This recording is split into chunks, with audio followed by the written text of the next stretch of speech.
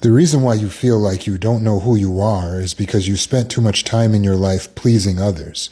And this isn't necessarily your fault. Your childhood trauma was growing up in an environment where you weren't safe to be yourself, to speak your mind, to stand out. You weren't safe to have an opinion. You weren't safe to have an opinion that was different from your parents. You weren't safe to show your emotions, especially negative emotions like anger or sadness or disappointment or frustration. You weren't safe to express yourself fully.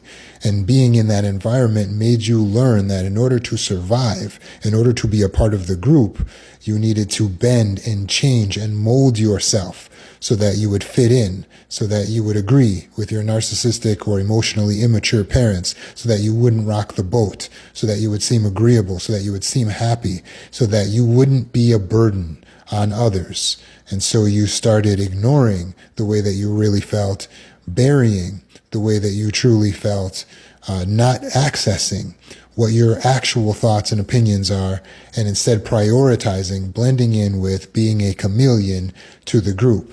And so you went into school and then eventually into adulthood, still using those same survival tactics of blending in, going along with what everyone else wants, what everyone else needs, and prioritizing their comfort and prioritizing their opinions over your own until you've lost a sense of yourself. And then you say, I don't know who I am. I don't know what my identity is, because everyone else seems to understand exactly what they like, but you don't seem to know what you really like because you're just going with what people over here say today, and then tomorrow, if you're on the other side, then you go with them and what they say. And so in order to fix this, you need to pause, stop worrying about pleasing others. You are no longer a child in that home or that environment where you're unsafe, and you need to find the actual safety in being a disappointment to others. This has been your worst nightmare, but I am telling you, you break free. You find yourself by being a disappointment to others. Your true self is not in your past. It is not in your childhood.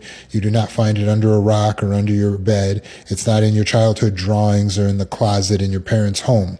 Your true self is in your imagination, because it's who you want to be, and it's sticking to that vision of who you want to be. It's being aligned with that vision of who you want to be, even when it's inconvenient, especially when it's disappointing to others. That's when you find your true self, and that whole sense of not knowing who you are goes away immediately when you disappoint someone else in favor of something that's true to you, accessing your actual opinion. It may take meditation, actively thinking very hard to realize what it is you prefer in a given situation, because we're darned if we do, darned if we don't. Everything has pros and cons to it.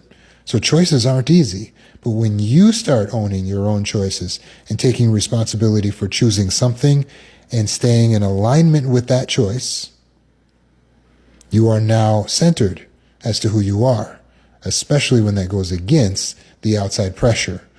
Could you get abandoned? Yes. Could you make someone mad? Yes. Could you lose them as a friend or a family member? Perhaps. You have to be okay with that.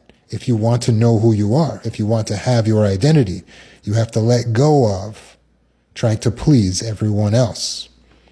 You can learn more about this in the Healing Circle, link in my bio.